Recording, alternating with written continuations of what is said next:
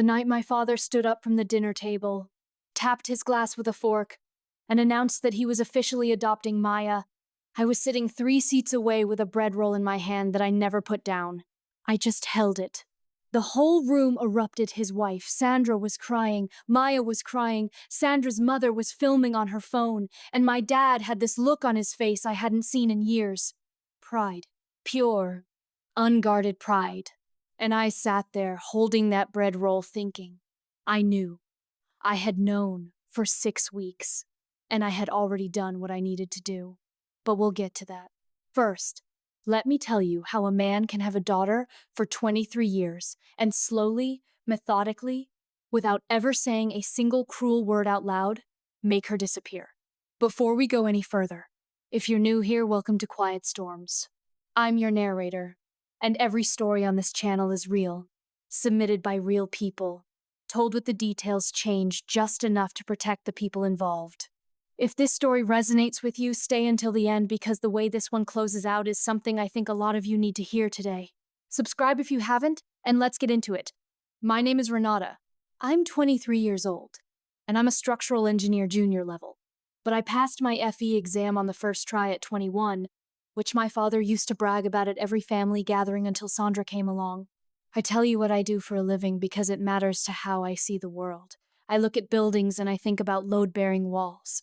I think about which elements are decorative and which ones, if removed, would cause the whole structure to collapse. I started applying that same framework to my family about 2 years ago. What I found was that I had been misidentified. For years, I thought I was load-bearing. Turns out, in my father's mind, I had been reclassified as decorative. And decorative things can be moved, swapped out, updated. My parents divorced when I was 7. My dad, Clifford Cliff, to everyone who loves him, got me every other weekend and every Wednesday evening. It wasn't a lot, but he was present for it. He came to my science fair in 4th grade.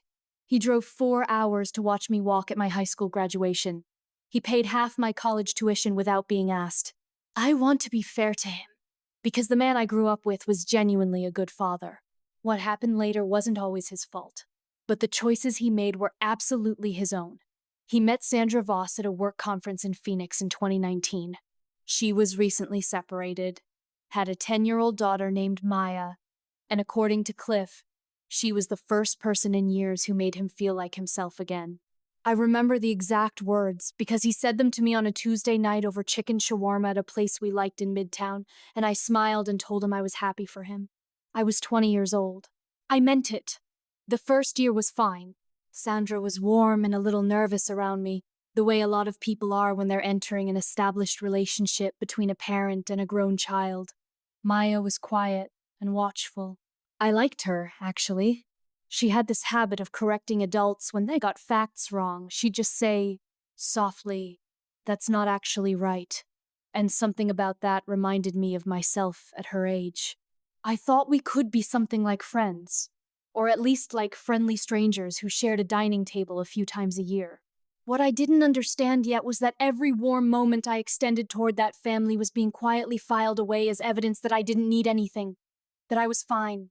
That I was Renata, the engineer, the self-sufficient one, the one who had her life handled. I was not the one who needed Cliff. Maya was. The reclassification happened in increments so small that I almost didn't notice. Christmas 2020, the first year they were serious. My stocking was moved from the fireplace mantel to a hook on the staircase. Not removed, just relocated. Sandra had hung matching stockings for herself and Maya, and there wasn't room for 4 in a row. A small thing. I noted it the way I note a hairline crack in a wall, probably nothing worth monitoring. Easter 2021, Cliff forgot to call me. He'd called every Easter my entire life, always at 9 a.m., always to tell me the same joke about the Easter bunny being a structural impossibility because rabbits don't have opposable thumbs. He texted at Patru PM. That day, "Hope you had a great Easter." And the exclamation point felt like a stranger wrote it. I wrote back, "You too," because I didn't know what else to say. Another crack. I kept monitoring.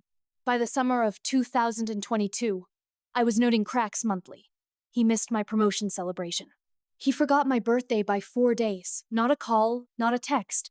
until I ran into his coworker at a coffee shop who mentioned he'd just gotten back from a weekend trip to the Poconos with Sandra and Maya. He'd been in the Poconos on my birthday. He didn't mention it when he finally called. I didn't mention it either.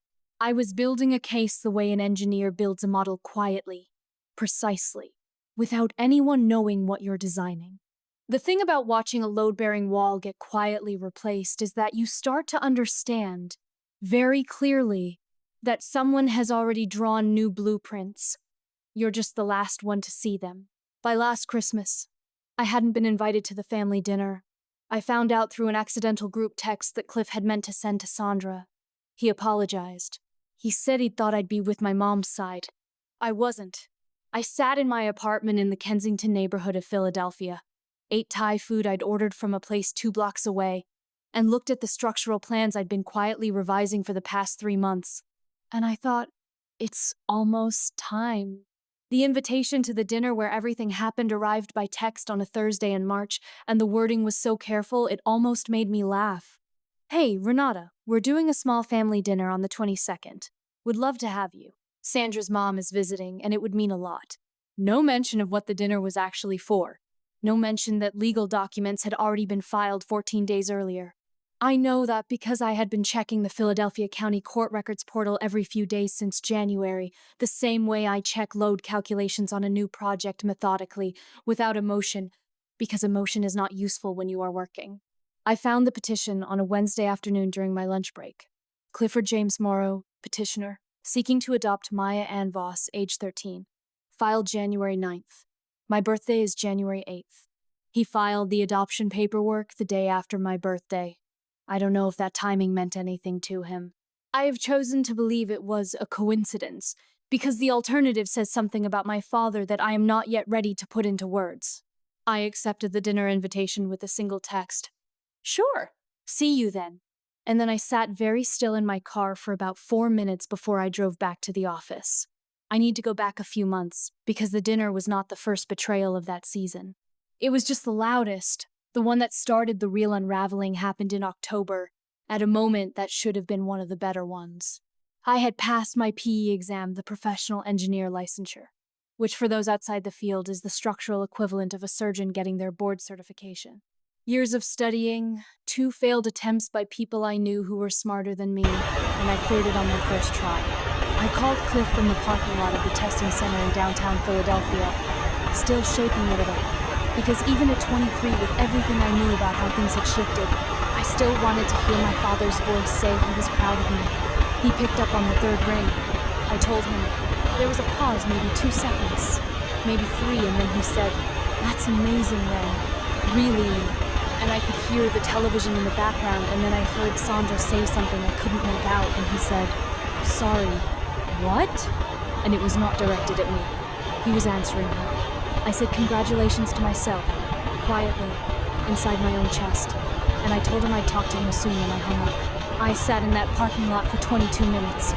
Then I drove home, opened my laptop, and began the first of several conversations with a family law attorney named Patricia Chen, whose office is on Chestnut Street, and who came recommended by a colleague at my firm whose parents had divorced when she was in college. I told Patricia I had some questions about what it meant legally for an adult child when a parent chose to adopt a minor.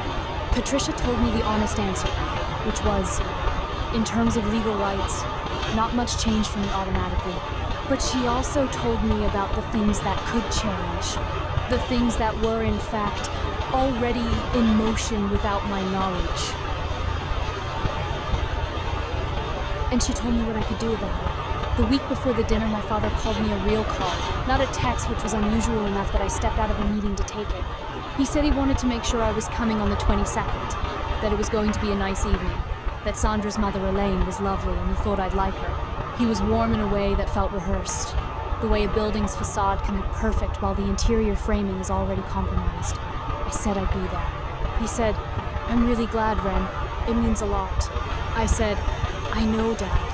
I didn't tell him what I knew. I didn't tell him about Patricia, or about the 3 appointments I'd had in her office over the preceding months, or about the document that was already drafted and sitting in a folder on my desktop labeled Q4 Project. I didn't tell him because there was nothing to gain from telling him. The time for conversations had been passing quietly for 2 years, like load after load placed on a structure that was never reinforced to carry them, and I had finally stopped waiting for someone else to notice the damage. The dinner itself was at Cliff and Sandra's house in Glenside, a 4-bedroom colonial they'd bought together in 2021 with a kitchen that Sandra had renovated, and which featured on her Instagram 3 separate times. I arrived at 6:15, wore a gray dress I bought specifically for that evening, and brought a bottle of wine that cost $42 because I was not going to arrive with anything that could be read as either trying too hard or not trying at all. Elaine was exactly as described, warm, loud, the kind of grandmother who holds both your hands when she meets you. Maya hugged me at the door, which surprised me. She'd been doing that more lately, actually seeking me out a little, texting me occasionally about school, asking once about what it was like to study engineering. I had been kind to her every single time, because none of what was happening was Maya's fault.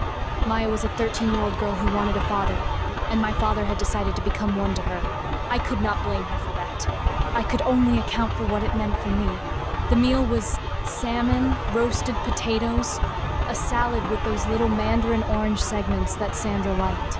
Everything was very normal until the dessert plates were cleared and my father stood up. I had already set down my fork by then. I think some part of my nervous system knew, even before he tapped the glass. He talked about family, about second chances, about how Sandra and Maya had given him something he hadn't known he was missing. He talked about love being a choice you make every day, and he looked at Maya when he said it. And then he said it that he was proud to announce that as of March 22nd, he had officially adopted Maya Ann Voss as his daughter. The room came apart with joy. Sandra sobbed. Elaine stood up. Maya put her face in her hands, and I sat 3 seats away, holding a bread roll I picked up without thinking, watching the room celebrate the completion of a process that had, in a quieter room, already been answered. What nobody at that table knew, what my father did not know, what Sandra did not know, what even Maya did not know, was that 11 days before that dinner, I had signed and filed my own document. Not a petition, not a complaint, not anything dramatic or public or designed to cause pain. I had signed a deed of disclaimer with Patricia Chen as my witness, formally and legally removing Clifford James Morrow from my estate documents, my beneficiary designations, my emergency medical contacts, and my professional licensure records. I had also, quietly and without ceremony, sent a certified letter to the firm that managed my father's life insurance policy. A policy on which I had been listed as the primary beneficiary since I was 7 years old, notifying them that I was voluntarily removing myself and providing the updated documentation Patricia had prepared. I did not do this to her. I want to be very clear about that because I have thought about it many times since and I stand behind my reasoning. I did it because a structure that has been fundamentally redesigned should be documented accurately. You do not leave old blueprints on file when the building has already changed. You update the record. You make it reflect what is actually true. And what was actually true was that Clifford Morrow had, over the course of 3 years, made every emotional and practical decision as though I was not a primary consideration. I was simply making the paperwork match the reality he had already chosen. I did not say anything at the dinner. I stayed for another hour and 40 minutes. I helped Sandra clear the dessert plates. I told Elaine it was lovely to meet her, and I meant it.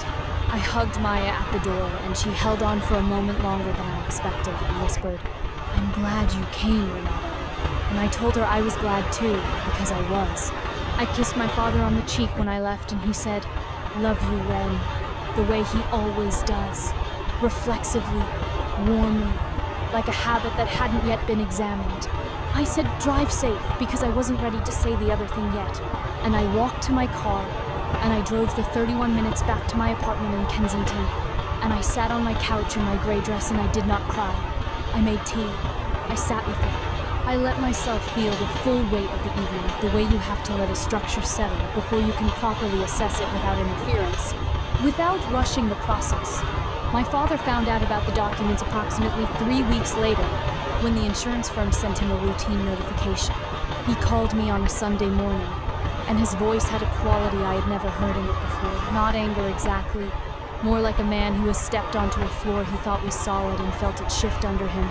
He said, "Renata, what is this? What did you do?" And I told him calmly, specifically the way I would walk a client through a structural report. I told him about Patricia. I told him about the January 8th filing date, which I had not planned to mention but which came out anyway. And when it did, the line went very quiet. I told him that I loved him, because I do, and that nothing I had done was meant to punish him, because it wasn't. I told him that for 3 years I had watched myself be moved from load-bearing to decorative, and that I had simply updated my documentation to reflect the redesign. He said, "That's not what happened." And I said, "Dad, you filed to adopt a new daughter the day after my birthday without telling me it was coming." He didn't answer that. He tried, twice, and stopped. I waited. I have learned, in engineering, that silence during an assessment is not awkward, it is necessary. It means someone is doing the actual work of thinking. He asked if we could meet, and I said yes. We had coffee at a place in Chestnut Hill on a Saturday in April, small round table, 2 chairs, afternoon light coming through a big window the way it does in that neighborhood. He apologized. It was a real apology, not the reflex kind, not the, "I'm sorry you feel that way." Variety, he said he had let the momentum of his new life carry him in a direction he hadn't consciously examined, and that he had told himself I was fine so many times that he had stopped actually checking whether I was fine. He said he was ashamed of the birthday timing and that it had not been deliberate, and I believe him, because I have decided to believe him, because the alternative costs more than I am willing to pay. He asked if the documents could be changed back, and I told him the truth, which was, some of them could be, if I chose to, over time, and that I would take it one decision at a time. I was not going to rebuild a structure before I had assessed the foundation. He nodded. He looked older than I had ever seen him look. He paid for the coffee. I let him. What I want to tell you, if you have listened this far, is that what I did was not revenge. Revenge is demolition. You bring something down just to watch it fall. What I did was a structural correction. I removed elements that were no longer accurately represented in the design, and I filed the updated plans with the appropriate authorities, and I moved forward with the actual building I was living in. Maya sends me a meme sometimes on Tuesday nights, and I respond because I like her and because she is not the villain of this story and never was. My father and I are cautiously, slowly, one coffee at a time, doing the work of figuring out what we are to each other now. Sandra does not know the details and does not need to. My mother, when I told her, put down her fork very slowly and said, "Good," and that was the entirety of her response. And I think about that a lot. A load-bearing wall does not ask for recognition. It does not need the room to notice it.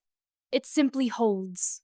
But when someone mislabels it as decorative and starts building around it as though it isn't there, the only honest thing to do is update the drawings and let the structure speak for itself. If this story hits somewhere real for you, I want you to know that you are not alone in it. A lot of people are sitting at dinner tables right now holding bread rolls they never put down, watching their families reorganize around them in real time, telling themselves it's fine, telling themselves it's small, waiting for someone to notice the cracks before the whole thing shifts. You are allowed to update your own blueprints. You are allowed to make the documents reflect what is actually true. That is not coldness. That is clarity. And sometimes clarity is the only tool left that actually works.